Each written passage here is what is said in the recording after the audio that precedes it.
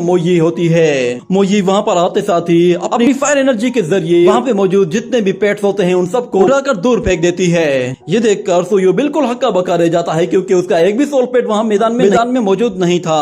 ये देखकर लॉर्ड शिया कहता है कि सुयो, तुम्हारे पास एक भी सोल पेट नहीं रहा, तुम सच में बहुत ही बुरी तरह हारे हो। ये बात सुनकर वहाँ मौजूद सब लोग हैरान हो जाते हैं कि ये नया लड़का सुयो को हराने में कामयाब हो गया, आखिर ये कैसे पॉसिबल है। सुयो तो बहुत ही लंबे टाइम से यहाँ का चैंपियन बना हुआ है और ये सिक्स टेल फॉक्स कहाँ से आ गई, हम लोगों ने आज से पहले कभी भी इस तरह की सिक्स टेल फॉक्स नहीं देखी। और दूसरी तरफ हाउटियन वो सुयो से कहता है कि अगर ये एक कंपटीशन ना होता तो फिर मैं तुम्हें बता देता कि सोल पेट को किस तरह हराया जाता है, मैं तुम्हारे सोल पेट को 10 मरतबा हरा सकता हूँ। ये बात सुनते ही सुयो बिल्कुल मुंह लटकाए हुए उदास होकर वहाँ से चला जाता है क्योंकि उसके पास अब बोलने के लिए कुछ भी नहीं रह गया था और उसका फादर ऊपर खड़ा होकर ये सब कुछ देख रहा था मगर वो कुछ भी नहीं बोल रहा था क्योंकि इस वक्त लॉर्ड शिया वहाँ पे मौजूद था। और फिर अचानक एक बंदा कहता है कि लॉर्ड शिया, हम लोग जानना चाहते हैं कि ये नया विनर कौन है, हम लोगों ने इसके बारे में कभी कहीं भी नहीं सुना, ना ही कभी इसे देखा है। तो लॉर्ड शिया उन लोगों को बताता है कि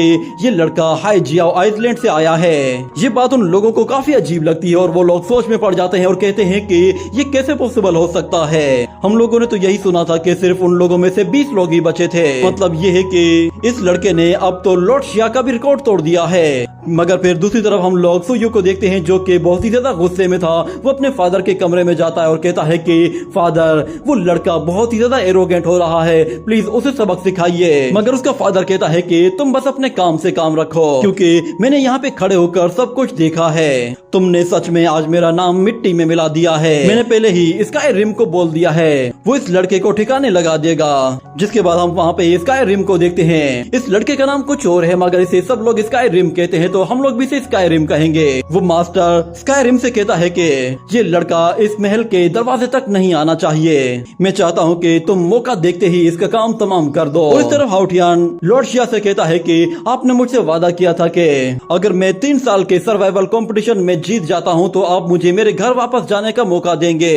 अगर अब मैं आजाद हो चुका हूँ तो मैं अपने घर वापस जाना चाहता हूँ और अपनी फैमिली से मिलना चाहता हूँ। तो लॉर्ड शिया कहता है लगता है तुम्हें घर जाने की कुछ ज्यादा ही जल्दी है। और इतने में फिर वहाँ पर एक और वॉरियर आता है, वो असल में स्काई रिम ही था। वो हाउटियन को वहाँ पर आकर चैलेंज करने के लिए कहता है कि मेरा नाम स्काई रिम है और मैं प्रिंसेस का गार्डियन हूँ। तुम्हें देखकर ऐसा लग रहा है कि जैसे तुम कुछ ज्यादा ही एरोगेट हो रहे हो। जिसके बाद वो लॉर्ड शिया से कहता है कि प्लीज आप मुझे अलाउ करें, मैं इस लड़के के साथ कंपटीशन करना चाहता हूँ और मैं दाव पे अपनी पोजीशन लगा रहा हूँ। अगर ये लड़का मुझसे जीत गया तो ये मेरी पोजीशन ले सकता है और अगर ये मुझसे हार गया तो फिर मैं इसे जान से मार दूंगा। तो लॉर्ड शिया उससे कहता है कि जरा संभल कर, कहीं ऐसा ना हो कि तुम अपनी जॉब गवा दो। मगर दूसरी तरफ स्काई रिम हाउटियन से कहता है कि मैं तुम्हें पहले ही बता दूं कि मैं अपने सोल पेट्स के साथ बहुत ही खतरनाक किलिंग अटैक्स करने वाला हूँ। हमारे बीच में जो फाइट होगी इसमें किसी तरह का कोई भी रूल नहीं होगा, हम लोग बिल्कुल फ्री रूल फाइट करेंगे